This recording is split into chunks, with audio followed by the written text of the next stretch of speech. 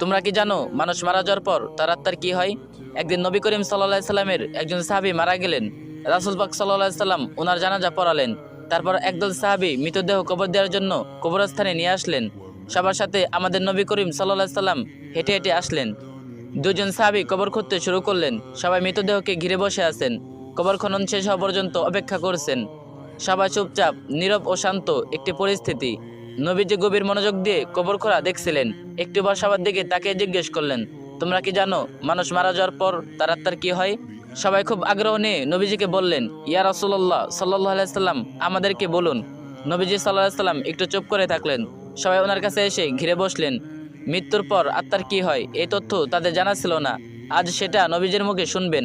কত বড় সৌভাগ্য! শোনার জন্য সবাই অধিক আগ্রহে নবীজির কাছে এসে বসলেন। তিনি একবার কবরের দিকে তাকিয়ে মাথাটা তুলে আকাশের দিকে তাকালেন। তারপর তিনি গল্পের মতো করে বলতে শুরু করলেন, শুনো, যখন মানুষ একেবারে মৃত্যুর শয্যায়, তখন সে মৃত্যুর ফেরেশতাকে দেখে ভয় পায়।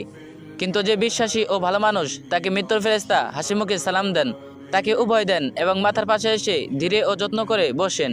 তারপর মৃতপ্রায় মানুষটির দিকে তাকিয়ে বলেন, হে পবিত্র আত্মা, তুমি তোমার পালনকর্তার ক্ষমা ও ভালোবাসা গ্রহণ করো এবং এই দেহ থেকে বের হয়ে আসো। মুমিনের আত্মা যখন বের হয়ে আসে তখন সে কোনো ধরনের ব্যথা ও বেদনা অনুভব করে না।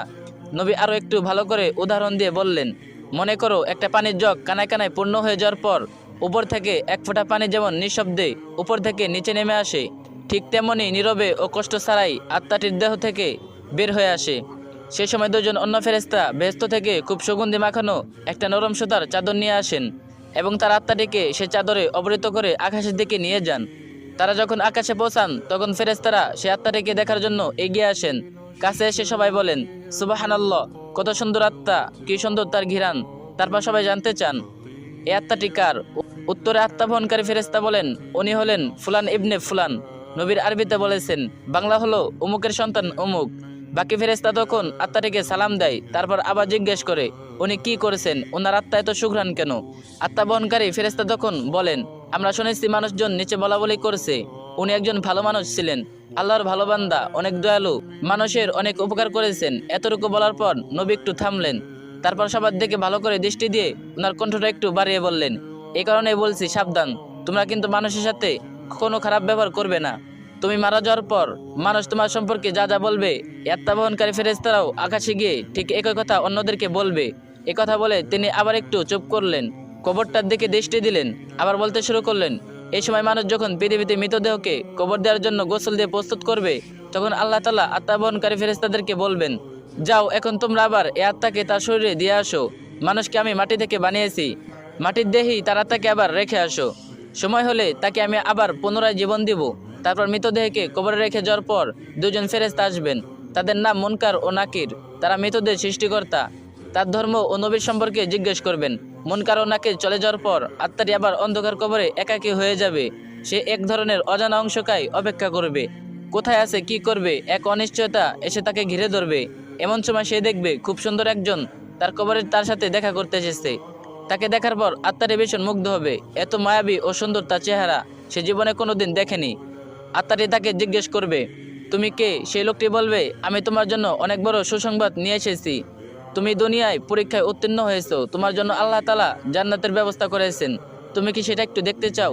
আত্মাটি ভীষণ খুশি হয়ে বলবে, অবশ্যই আমি দেখতে চাই, আমাকে একটু জান্নাত দেখাও। লোকটি বলবে, তোমার ডান দিকে তাকাও। আত্মাটি ডানে তাকিয়ে দেখবে কবরের দেয়ালটি সেখানে আর নেই। সেই দেয়ালের দরজা দিয়ে অনেক দূরে সুন্দর ভেস্ত দেখা যাচ্ছে।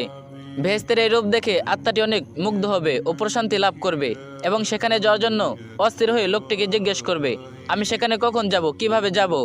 লোকটি মৃদু হেসে বলবেন, যখন সময় হবে তখন তুমি সেখানে যাবে ও থাকবে। আপাতত শেষ দিবস পর্যন্ত তোমাকে অপেক্ষা করতে হবে। ভয় পেও না, আমি তোমার সাথে আছি। তোমাকে আমি সেই দিন পর্যন্ত সঙ্গ দেব। আত্মাটি তখন তাকে আবারও জিজ্ঞেস করবে, কিন্তু তুমি কে? তখন লোকটি বলবে, আমি তোমার এতদিনের আমল, পৃথিবীতে তোমার সব ভালো কাজের, তোমার সব পুণ্যের রূপ আমি। আজও তুমি আমাকে একজন সঙ্গীর মতো করে রেখেছো। আমাকে আল্লাহ তাআলা তোমাকে সঙ্গ দেওয়ার জন্য এখানে পাঠিয়েছেন। এ কথা বলে লোকটি আত্মাটির ওপর যত্ন করে হাত বুলিয়ে দিবেন এবং বলবেন, হে পবিত্র আত্মা, এখন তুমি শান্তিতে ঘুমাও, নিশ্চিন্তে বিশ্রাম নাও। এ কথাটি বলার পর আত্মাটি এক নজরে বেহেশতের দিকে তাকিয়ে থাকবে এবং এক সময় এই তাকানো অবস্থায় গভীর প্রশান্তিতে ঘুমিয়ে পড়বে। নবীজি সাল্লাল্লাহু আলাইহি সাল্লাম এতটুকু